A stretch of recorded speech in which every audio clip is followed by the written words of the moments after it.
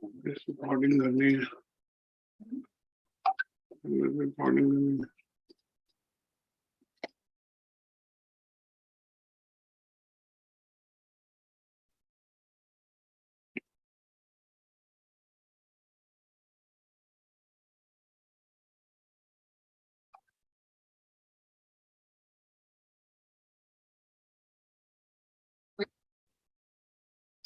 Hi, good morning, everyone, and welcome back to today's session on health and safety in health and social care.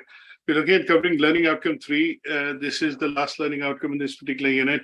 And with this learning outcome, it is going to hopefully bring an end to studying of this particular unit.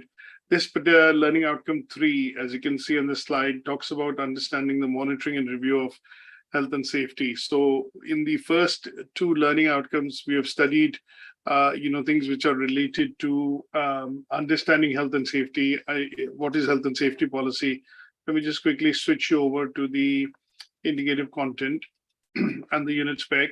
So as you can see in this particular learning outcomes that we've covered before, in learning outcome 1, we've understood how health and safety policy is important. What is the health and safety legislation? We've looked at a lot of other legislations in accordance with health and safety at workplace, things like there were legislations that we have gone through which basically cover health and safety at work, management of health and safety, work regulations of 1992, electrical regulations at work of 1999. We've studied COSH 2002, RIDOR. We've looked at manual handling operations regulation, and we've also looked at some of the others in conjunction with legislation which employers to have, and health and social care providers setups need to have implemented and followed at their places of work. This is to ensure employees are safe, people who come into the premises are safe, patients who are receiving services or treatment for illnesses are safe, the family members, anybody who's essentially coming to the premises are essentially safe. So in the first learning outcome, it was all about understanding the legislation, health and safety policy, the HASFA Act of 1974, and how and why it is important specifically to a workplace. And the second learning outcome, we basically looked at health and safety requirements and what could be the impact of following these legislations, implementing these legislations on customers and people who work within the organization. So there were a couple of things that we covered. In particular, one of the main important things was risk assessment criteria.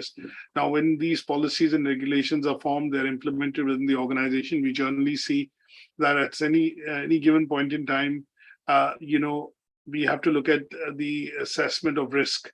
So the 4-step process of avoiding risk, transferring risk, controlling risk, and mitigating risk has to be looked at.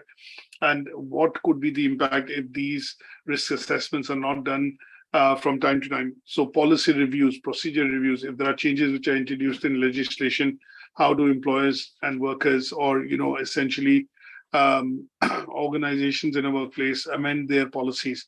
Now, we also covered the responsibilities of employer and responsibilities of employees in the second learning outcome, and what can happen if these policies and procedures are not complied with. That means in case of non-compliance, what is the outcome in terms of it can lead to fatalities, it can lead to injuries, it can lead to fines, and obviously we discussed in the last learning outcome that even it can lead to criminal convictions if there is a loss of life, and if it is determined that these, say for example, the policies and procedures were flaunted, they were not implemented, and there were lapses in the implementation of these policies and procedures, and if it leads to loss of life, in some cases it can lead to criminal conviction, revoking of licenses by the CQC, and restriction in terms of funding, or some of the other restrictions which can be placed on an organization because they are not following the legal compliance and legislations put in place. Now, in the third learning outcome, today we are going to be focused on understanding what is the role of monitoring and why monitoring is important when we look at the implementation of health and safety policies, how these are reviewed, and how they help when they are properly implemented, how they help in the implementation of or basically when they're implemented, how do they create a safe working environment and a positive working environment. It could be said in different ways. So it can create a positive environment, a safe working environment, a healthy and a safe culture for people, employees, staff who are essentially working within these setups. Now, in this case, the third learning outcome focuses primarily on, also looking at evaluating your own contributions in terms of health and safety at your place of work. So here, what we are focused on is going to be looking into things which are primarily going to be related to individual contributions. So understanding what is the limits, or what are the limits of your own responsibility, to what extent you are responsible for the implementation and following of the health and safety policies within an organization. What is your responsibility in particular? And then if you do find lapses which happen, or if you do find things which are not being done, who do you go back to? Who do you report these to? And then in certain cases, if you identify issues, how they have to be reported. So the third learning outcome focuses on monitoring and review. It focuses on how these policies, when implemented properly, create a positive, healthy, safe culture and an environment for people to work, patients to receive treatment, their families to feel safe. And then towards the end, what could be the individual contributions that you could make to ensure that these policies and procedures are followed, they're implemented, and if there are lapses, how do you go about reporting this to the relevant authorities so that lapses do not occur, and lapses, if are detected in time, so that they do not lead to any sort of fatalities. Now, as always, we're going to look at a few slides which are prepared to discuss this particular learning outcome. We'll go through some of these slides. I think what I want to do is build a bit of an understanding in the initial few slides in terms of explaining, by taking an example of a childcare setup, a nursery which basically provides services in terms of child minding services, or when parents are at work. So I've taken that specific example to show the implementation and review and monitoring of that policy within the workplace.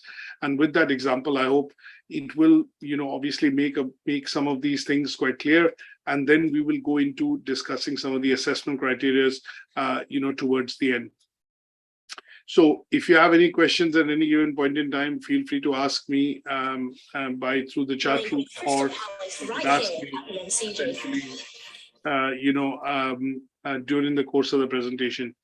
And if there are no questions, what I would suggest is that if you keep your mics muted, so that the recording can be crisp and clear. So let's start off with discussing a few things. Now, I know that we've been discussing health and safety in general with regards to this particular unit, because the whole unit is about health and safety in workplace. Now, one of the things that we have encountered and come across very clearly is the health and safety policy. Now, what is a health and safety policy? If I have to put it literally and describe it in terms of health and safety policy, it is a policy or a document which has been put together by the organization, which takes into account the government legislation on health and safety and the general approach which the organization follows in terms of making sure that the environment or the place of work is safe for the purposes of employees, staff, workers working within the organization. Now, what will the health and safety policy give or list out? It will give out employers' responsibilities. It will give out some, let's say, pointers on employer and employee responsibility. It will also talk about, why and who is the implementer and the owner of this policy within the organization, people who are responsible as first aiders, fire marshals, people who are generally going to be the first responders, and is the organization's responsibility in terms of maintaining standards and ensuring that the policy and policy guidelines are followed to the core, so that it does not lead to any injuries, any mishaps, or any lapses do not lead to any sort of fatalities within the place of work. Now, as a document, this document changes over a point in time as legislation changes and requirement changes. If the office was predominantly an office, for example, for people to come in and work, and assuming there are 30, 40 people who work within the organization's office consists of table, chairs, some infrastructure, and it is generally fit for purpose. There's an audit and a risk assessment which will be done to ensure that in the event of fire, is there a fire escape? Say, for example, is there a first and safety box available? Is there a first and safety logbook available? Who is the first aider in the organization? Do the employees working within the organization in the office know about who to call? What is the call of point of action if there is an incident which is to occur within the organization? And if in the event of fire or any incident which basically puts the lives of employees at risk, then what is the process and procedure to follow to ensure that you are safe first, and then you're also ensuring the safety of your colleagues and your workers working within the organization. Now, all this as a guidebook, all this as a bit of a guidance information is actually contained in the health and safety policy of an organization. And depending on the type of business, if it's a production, engineering, construction business, there'll be lots of addendums or annexures to that policy, which will ensure that these policy guidelines are implemented on the site, on the construction site, while people or staff or workers take or make use of equipment while working. So all these necessary points would be implemented, from a point of view of ensuring that, the policies is followed within the organization. Now, as an example, if you haven't looked at a policy of an organization, what is a health and safety policy?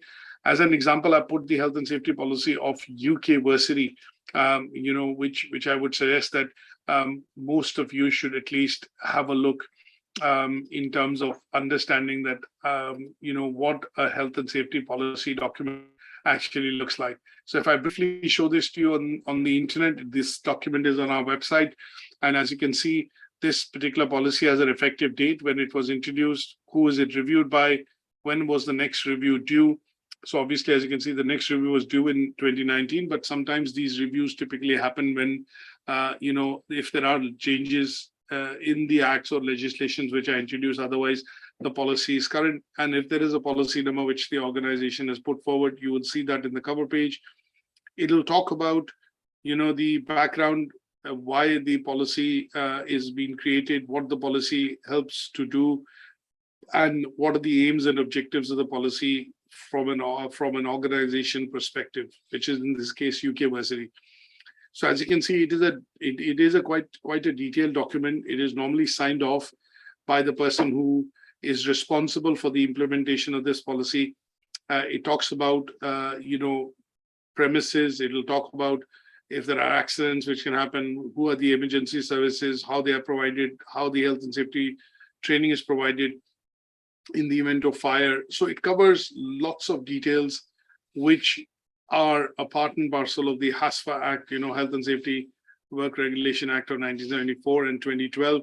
And then how these policies are implemented, what is the role of the managers, what is the role of employees, what is the role of staff, student visitors which come to the college, and how risk assessment is essentially done at the place of work in order to ensure that everyone working within their place of work, whether it's visitors, staff, employees, family members, anybody who's coming to see, are all protected, all safe, and are feeling and have a positive, feeling of that they are safe when they come to that particular environment.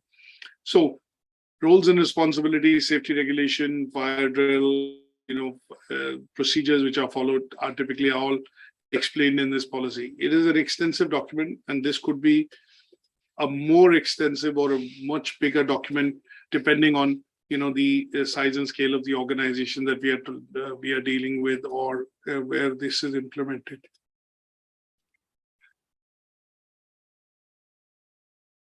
Now, just looking at some of the other details with regards to going into, and as I explained, in order for us to understand the third learning outcome, which is understanding how the monitoring and review of the health and safety policy takes place in a workplace, I have taken a policy statement from children's nursery, or a childminder, children's nursery essentially, which basically provides services in terms of taking care of children during the course of the week when parents are at work.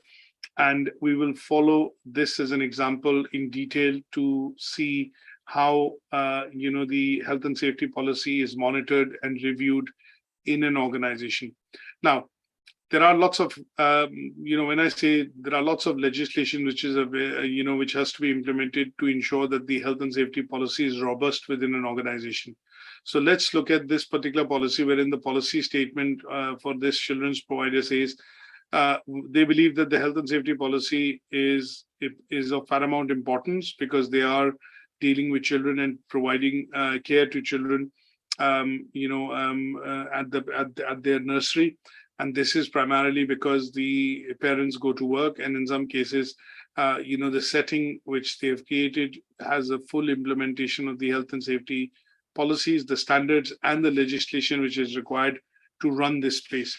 Now, their aim is to make children's parents, staff aware of the health and safety issues, to minimize the hazards and risk, and to also ensure that children are able to thrive within a healthy and safe environment. Now, as I mentioned to you, and I showed you by taking an example of UK Versity's health and safety policy, that all these policies have to have a date, they have to be reviewed, they have to be signed by a relevant member of staff, and their roles in terms of implementing this policy, reviewing this policy, have to be made very clear. So sometimes you would see within the health and safety policy, there would be a specific role and responsibility for the registered manager within the children's nursery. There will be a specific roles, and there are going to be specific responsibilities for childminders. There are going to be specific responsibilities for kitchen staff, for health and safety, in order to be ensured, security staff, and in general, the administrative staff. So these are all listed out within that policy. Now, let's get into the policy and look at some of these in a bit more detail. Now, what are the aims and objectives of policy? If I write that down here, the aims and objectives of the policy for this children's nursery is that they want to ensure that the staff, is competent to carry out the responsibilities. They have undertaken health and safety trainings and have adequate knowledge about how the health and safety standards have to be maintained at the place of work while they are, let's say, executing their responsibilities. The organization displays a health and safety poster. Now, this is something which most organizations, when I say most, any organizations having more than 5 employees have to display within their place of work. And a health and safety poster typically, will basically have, requirements of, let's say, they'll have basic information which will be primarily provided in terms of the event of fire, who you need to get touch with, who's the health and safety representative within the organization, and this would be very mandatorily required for any organization to display. So in the nursery, they display this particular poster. The nursery also needs to have what is called an insurance cover, and this insurance cover needs to be public liability and employer liability insurance, and these normally tend to be covering any costs which could arise because of injuries which employees, staff workers, parents, or childminders could have, or children could face because of any reason, and they are basically going to be covering some of the charges or expenses which are required to be paid in order to ensure that if treatment or if treatment is to be offered, then these would cover the employer legally from a point of view of legal cost, and also from a point of view of providing some of these services should an injury or an accident occur at a workplace. Now, the other bits which basically, when you look at in the nursery early years foundation stages, EYFS has a statutory framework. And in this case, the nursery has to ensure that it meets the minimum statutory requirements of this particular framework, which is the early years foundation stage framework. So these includes a number of standards. The 3 standards which they need to follow in their policy as a minimum are keeping everybody safe, health and well-being of all individuals, workers, staff, employees, childminders, children are insured within the premises, and the environment in which the nursery operates and provides should, be a learning environment, should be an environment wherein it has necessary things, be able to ensure that children get thriving and a learning environment for which they are going to be spending time in the nursery during the course of the day. Now, when we take this further and get into some procedures within the policy, what you're looking at is that the staff, if I look at, they have to maintain a few standards. And if we look at some of the standards that they have to maintain is the one, they have to keep everyone safe. And in order to do that, they have to ensure, which is a part and parcel of their policy statement, that they have competent staff and the staff is aware of the health and safety, legislation and requirements to keep everyone safe within the premises. So obviously they do awareness trainings, and these trainings tend to be in terms of something that we have seen in our, ourselves as well. Fire alarms, fire drills, which typically happen within each organization on a monthly, weekly, quarterly, yearly basis. And this is primarily to raise awareness about in the event of fire, what are the steps to be taken to ensure that you are safe, other colleagues are safe, and nobody is put in the harm's way. Things like no smoking policy, there are going to be some posters and information which is going to be, displayed within the organization, notice boards, even on intranets, and obviously other places through which communication can be done via emails, and open areas within the premises wherein these posters like no smoking, non-use of mobile phones, or sometimes you see that if it is a fire exit, the fire exit cannot be blocked. Generally the fire exit doors, have a poster on it or information on it saying, do not block the entry to these doors or exit to these doors. Do not park in front of these doors. So these are things which the organization would do in terms of raising the awareness, doing or induction and training by conducting these events to ensure that the staff is up to date and people working within the organization are up to date in terms of understanding the policies and procedures and how it needs to be implemented. Now, there are going to be other details in the policy, which is in terms of how to look at safety of adults. So in this case, there are some guidelines which they have issued, which is a part and parcel of their policy. And these include things like guidance on storage, movement, lifting, dealing with large pieces of equipment, ensuring, appropriate signs and in appropriate language and manner, these signs are displayed clearly so that there are no dark areas in the building which employees or staff have to access during the course of the day, and the evenly lit areas ensure that there are no slip, trip, and falls, and no injuries can happen. Storage of hazardous substances in terms which could be hazardous to the skin and the health of individuals, and obviously children in the workplace would need to be kept in a lock and key method and with authorized access to these hazardous substances should they be required. Things like medicines have to be kept away from harm's way in terms of reaching beyond the reach of children, and obviously they can only be administered by a qualified nurse or a qualified person within the premises should a need arise. Now, looking at things like other physical equipments, things like looking at understanding that in some cases when we talk about windows, we talk about things which are related to if there are if they need to be opened, are they made from material which can break easily, if there is an accidental damage by vandalism and things like that, are there measures in place or processes in place to get them rectified and changed? When you look at doors specifically, in the case of a nursery, you want to prevent children's fingers from being trapped in the doors. So are they having those mechanisms which allow the doors to be children friendly so that they don't self-lock and the staff is able to obviously have access to the areas with keys and other relevant equipment which allows them to access the premises. And you're looking at floors which are not wet, they're not leaking, they're not damaged, and they're not uneven, which basically prevent any slip, trip, and falls, which could avoid injuries which could happen to children during playtime or during the time when they are within that room of the premises. Then we also look at electrical and gas equipment.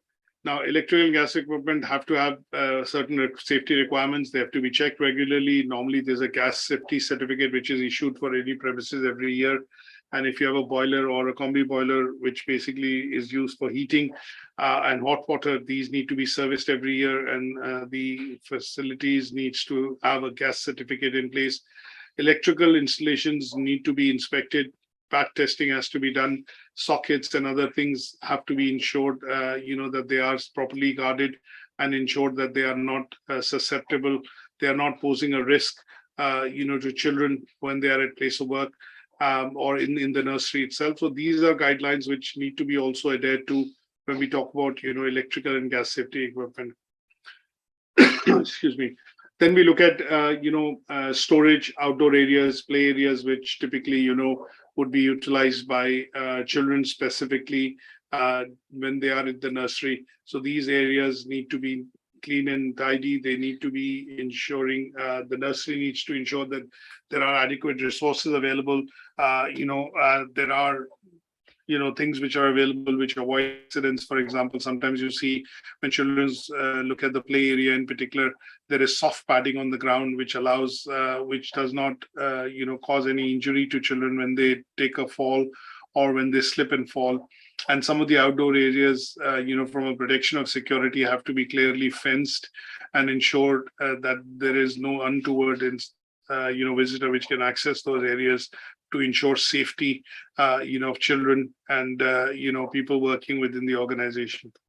Then we talk about hygiene, which is very important in nursery, specifically when you look at hygiene factors. The Department of Environmental Health and health authorities recommend that the premises are kept up to date with the latest recommendations. There is encouragement to ensure children maintain personal hygiene, things like washing their hands. You're looking at cleaning the toilets regularly. Most janitors or cleaners who look after and work within the nursery or in a children's setup ensure that they wear appropriate PPE, personal protective equipment, things like aprons, disposable gloves. They have suitable clothes, and obviously laundry facilities in nurseries are in-house. So ensuring that anything which can lead to infection or can harbor infections or viruses, is generally tend to be is basically something which the laundrette or the laundry ladies take care of it, and they ensure that these are the clothes or the things which are used during the course of the day are washed, and obviously there's a rotation to ensure that there are no infections and hazardous substances or any sort of transmission of diseases can happen because of the maintenance of hygiene. Then we lastly look at one or two other aspects of activities and resources. And if you would see with regards to the activities and resources, what we generally see in this case is that when nurseries conduct activities, which is in terms of areas where children actually play, they are free to move around within the nursery during lunch breaks or during times when they are doing activities like painting, using the glue, making sure when they're playing in the sand pits and things like that, they are ensuring that all these places are secure. That means there is use of non-toxic substances. It is also ensuring that these places are safe enough from a point of view of the number of children being allowed to play in a particular activity area, and also to ensure that personal hygiene is taken care of when children, obviously play and come and play in obviously some of those areas. Now, this was especially important during the COVID pandemic. Some of these nurseries and premises were asked to close, and they were shut down primarily to ensure that there is no spreading of infection of COVID amongst children, and from children to carers, people working within the setup, and also onwards to the mass members of the public. So equipment which is normally used has to be serviced, and any damaged equipment has to be removed. Any repairs which are required have to be authorized and ensured that these are done in a proper manner with certifications in place, so that once the sign-off is done, it is ensuring that the equipment is safe for use and is safe for the usage by different members of staff within that setup. Now, when we talk about going back to the assessment criteria with this example in mind of the children's nursery. And if you look at the first assessment criteria, which is how health and safety policies are practiced and they're monitored and reviewed. As you can see with some of the slides that we've discussed, that these can be done primarily through the process of awareness, training, ensuring that the minimum requirements in terms of display of health and safety posters, some of the basic legislative requirements are done, procedures are followed, employers are aware of their responsibility, insurance and other requirements, legal requirements are met. In the case of the children's nursery, the early years foundation stage guidelines have been met and have been implemented. Staff is aware of their role and responsibilities, and equipment, infrastructure, is monitored and obviously, inspected every year to ensure that it is fit for purpose. There are certain basic compliances which have to be taken into account, things like gas safety, looking at electrical, equipment and safety certification. These are taken and inspected. They are inspected every year, and obviously relevant certifications are put in place to ensure that, the environment which the children get is thriving and is safe for parents, workers, childminders, staff, who provide these services of the children's nursery at a particular place. So these policies are monitored every year, they're reviewed every year, they're reviewed in order to ensure that any changes in standards are noted and any adaptations which need to be done have to be done. And by adaptation, I mean risk assessments. If they have to be done, they will have to be carried out again to ensure that, the premises is fit for purpose and is able to deliver the services which is required, to parents, to children, and the community in general.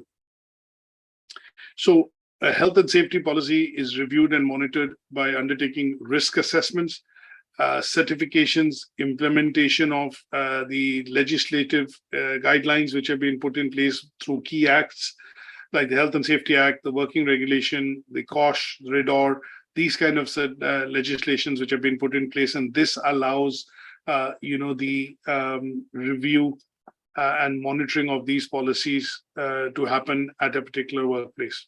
So I hope this is quite clear from a point of view of not just the topic, but also from a point of view of the assessment criteria 3.1. Now, let's go across quickly to assessment criteria 3.2.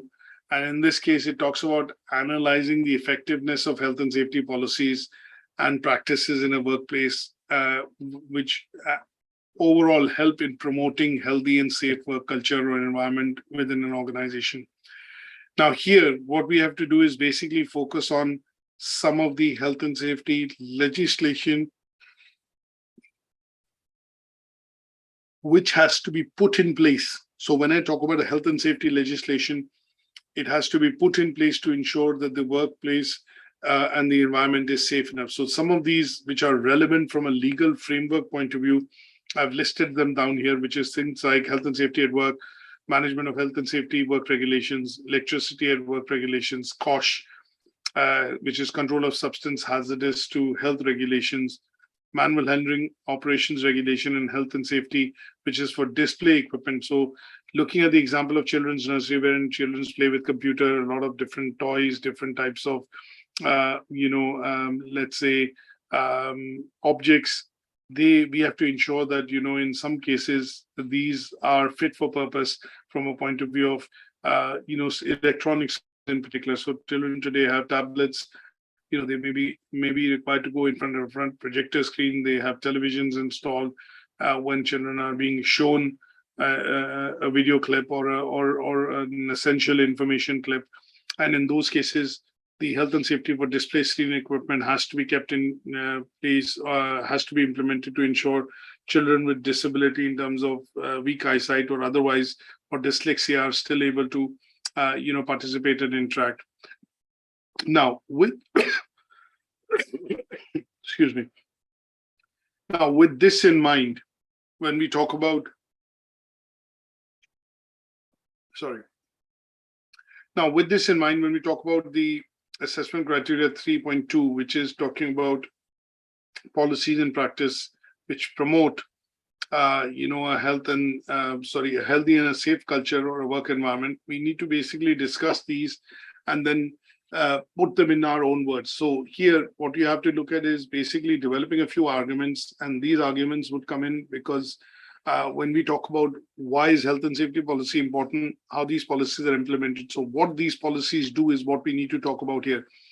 Now, how these policies become effective is because they are implemented in a workplace or in a particular organization. So when we look at a nursery, these are implemented by doing trainings, ensuring that relevant information is displayed using posters, staff is made aware of their responsibilities, and also when parents or children who are visiting the nursery are also made aware of their roles and responsibilities, and they are asked to follow these guidelines which are laid out in the health and safety policy of the nursery.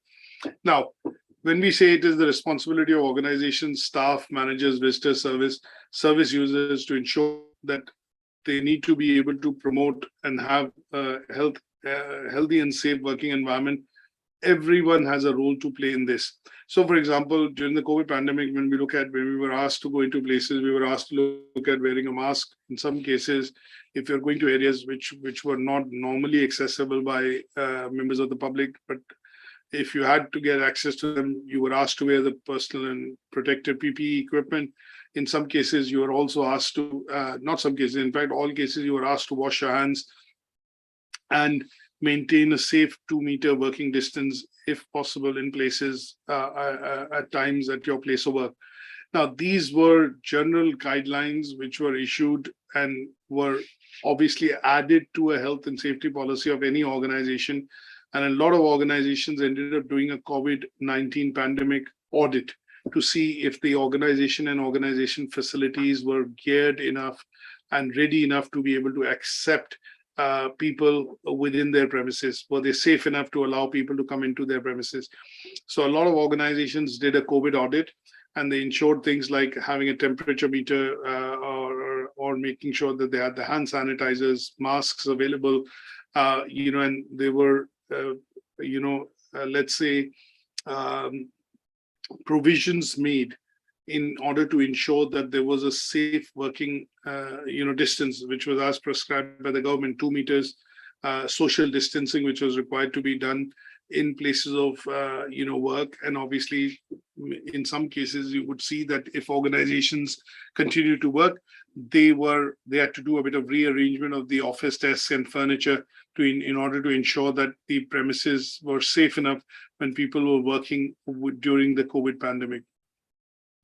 In some cases, you would also look at that workload, and people were encouraged to work from home. And in some cases, because of the lack of resources, the employers had to put in additional, additional investment, if I put it this way. And one of the things that we generally see, which employers did, was that some of the employers had to put a central dial-up system in place so that workers could actually access the switchboard from home in order to receive calls and, obviously dial out to customers and offer solutions if they were in customer services. So in some cases, what you would see is that what we have to do in this case is take up an example wherein it will allow you to essentially understand how an health and safety policy is implemented. And implementation can be shown by taking an example. And in that example, you have to, talk about things which will show how, what are the responsibilities of the employer, what are the changes which the employer is doing, say, during the example of COVID-19 pandemic. And this allowed the staff to continue working within the premises and at the same time be safe. So when we look at COVID-19 pandemic and we look at some of the changes which organizations or employers had to do at their place of work to ensure that staff were safe, there were things like introduction of basically PPE, hand sanitizers, face masks, social distancing, and obviously rearrangement in terms of certain areas, which meant that there had to be far fewer people in those areas as before the pandemic. And in some cases, the employers had to ask people to work from home because they could work from home ideally and did not require access to the office premises. And this meant that the staff was safe and the employer was doing their responsibility to keep the staff safe and the work environment healthy and safe enough for other people to work within the office who are required to be within the office to offer or continue the business side or business activity side of things for the organization. So I hope this assessment criteria in terms of how it helps maintain the effectiveness of how the implementation of the health and safety policy ensures the effectiveness in terms of ensuring a positive and a healthy, safe work environment is done. And an example of COVID-19 pandemic and the adaptations which the employees need to make in order to continue working within the premises can be taken as an example to discuss this assessment criteria. Now, the last one that we have is 3.3, and here it talks about how do we evaluate contributions to place health and safety needs of individuals at the center of practice. So here, what we are looking at essentially doing is basically talking about your individual contribution in terms of how health and safety policy can be put into work at your place of work. So there are certain laws that everyone needs to be aware of, and these laws typically include, the health and safety regulation of 1974 and 2012. It talks about some of the other legislation that we need to be aware of, and we've referenced this legislation. There are about 18 of them in the first learning outcome. So I've listed down a few which we are continuing our discussion with from the assessment criteria 3.2, and I've just listed down here again some of the same ones in order to not make the work repetitive. Sometimes when you look at doing the assignment, by discussing these assessment criteria into tasks, the idea there and thereabouts would be to not to repeat some of the work or evidence that you're creating, and essentially you could reference some of the key policies and procedures under the Health and Safety Act, and that would be good enough to cover some of these tasks. Now, when we talk about the individual contributions here, again, what we need to do is we need to be able to, one second. So what we need to do is basically in this case, talk about our individual contribution and what we are expected to do when we have undergone training and development and we are made aware of some of the policies and procedures which the organization expects the employees to adhere to. So for example, in the case of, first and let's say in the case of health and safety, first of all, most of us are asked to do some training to understand the policy, to understand who's the first aider or the first responder in the organization should an incident or an accident occur. And in the event of fire, what is the fire drill, and what is the process through which we should be able to evacuate the building. And to understand that, you go through the fire drill, and these fire drills happen regularly within most organizations. Now, when we talk about individuals which will have some disability, things like dementia or visual impairments, they could have illness-related disabilities. Now, in those cases, we need to ensure that the individuals understand their responsibility and specifically understand their contribution in regards to ensuring health and safety within the organization. So when we talk about people having disabilities or people working with disabilities in the organization, generally employees have a responsibility wherein they need to ensure that they are providing the right equipment and the necessary physical infrastructure for those employees to be able to work seamlessly and integrate within the organization. There is no discrimination which is done, and all the necessary physical infrastructure is available. Things like access to a wheelchair access, for example, access to disabled, lifts having disabled access, looking at facilities within the toilet, for example, wherein if there are people having this disability, they should be able to access these facilities without any hindrances. Also ensuring that proper training is done from time to time in terms of communicating the standards and the necessary, let's say, responsibilities, dividing them into employer responsibility and employee responsibility to ensure that employees understand what they need to be able to execute and respect when adhering to these policies and guidelines of health and safety, and what are the employer's responsibility, things like displaying health and safety poster, making sure policy is available with everyone, everyone understands they've undergone a training on health and safety, they know the fire exit, they know they have participated in the fire drill, they know where the first aid box is, they know things like who's the first aider or the first responder if an incident is to occur, who's the fire marshal, and in general, basically be aware of how the health and safety policy is implemented within the organization. Now, if we go and discuss this from a point of view of a specific example of the children's nursery that we have taken in this discussion of Learning Outcome 3. Now, if I look at a couple of things, for example, if the nursery was operating during the COVID pandemic or in general during these times, what we will generally ask the visitors coming into the nursery to do, or visitors could be parents, it could be staff workers, it could be children themselves, what we would ask them to do as a part of their role and responsibility in terms of ensuring that the premises is safe and it has a safe environment for everyone who's within the premises. First of all, generally you'd see we'll ask them to wash hands. So there are going to be sanitizers or facilities available wherein regular washing of hands could be done. Temperature taking can be done in case if we see the learners not being, learners when I say is children not showing symptoms or showing symptoms of fever. So in some cases, we had extreme weather in the last few days, and in some cases, schools issued warnings that although some schools did not shut, but they issued warnings that children will be restricted from doing any outdoor activities. And in some places, when you go to, and I'll give you an example, say, for example, if you go to places like touristy places, and if some of you have been to Eiffel Tower or other places wherein sometimes when you're standing out in the sun and you're queuing up to go into the facilities, you would normally see water showers and facilities being there, sprinklers being there, which basically are being done in order to bring your temperature down if you're standing in the sun, to assist you in ensuring that you are cool and you remain safe from the temperatures outside.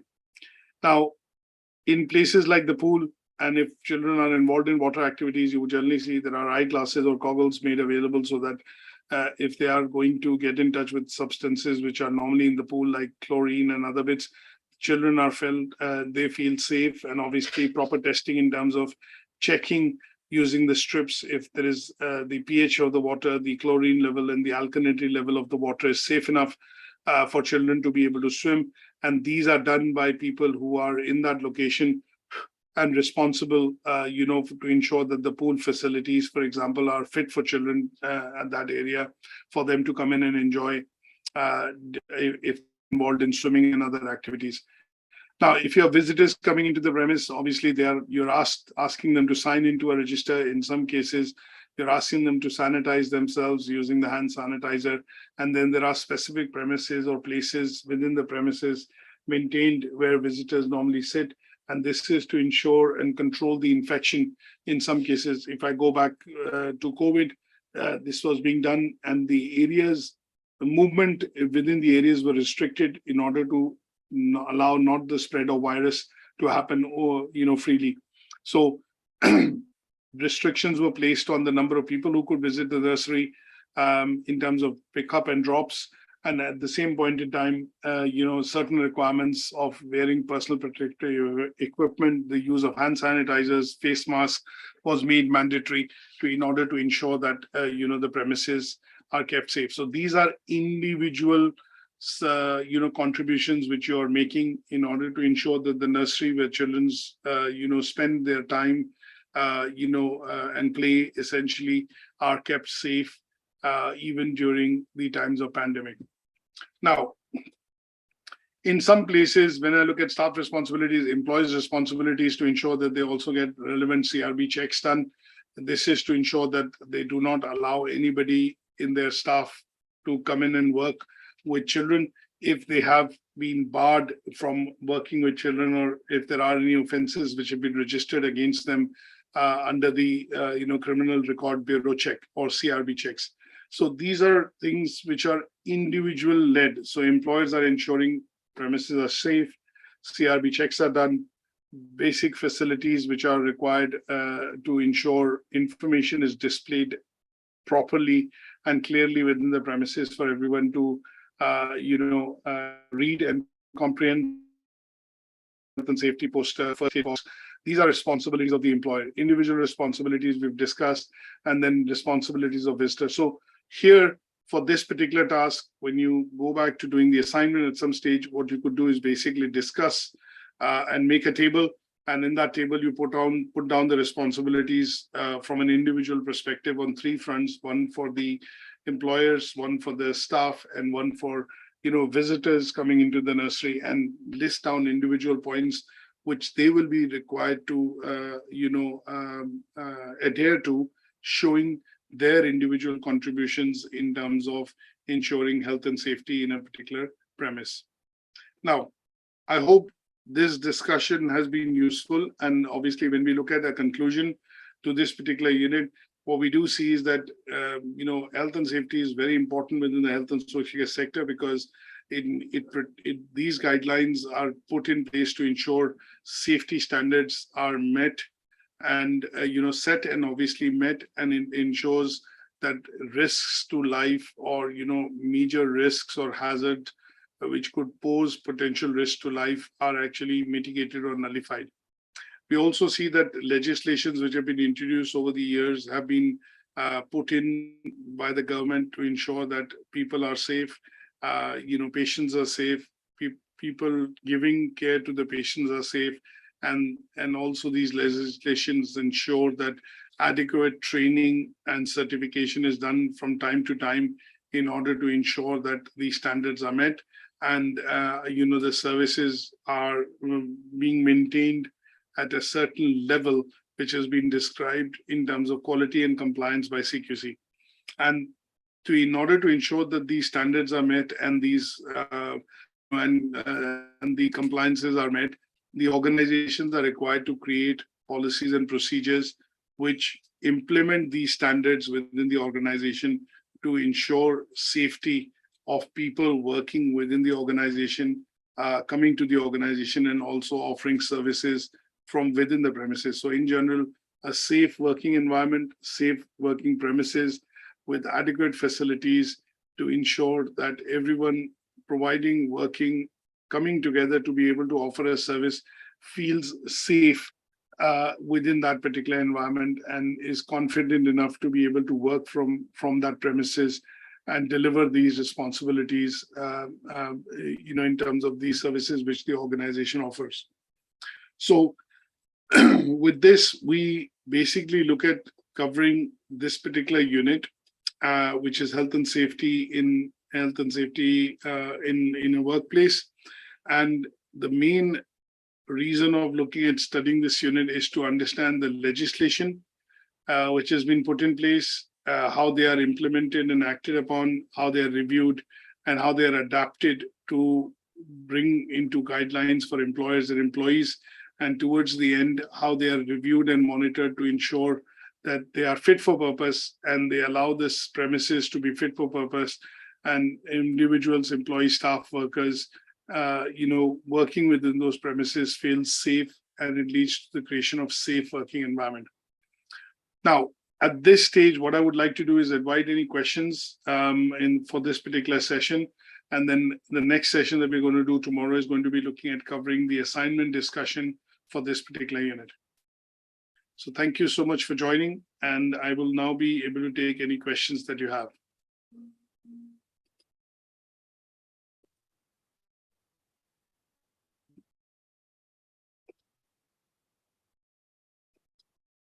Any questions at your end, Elias?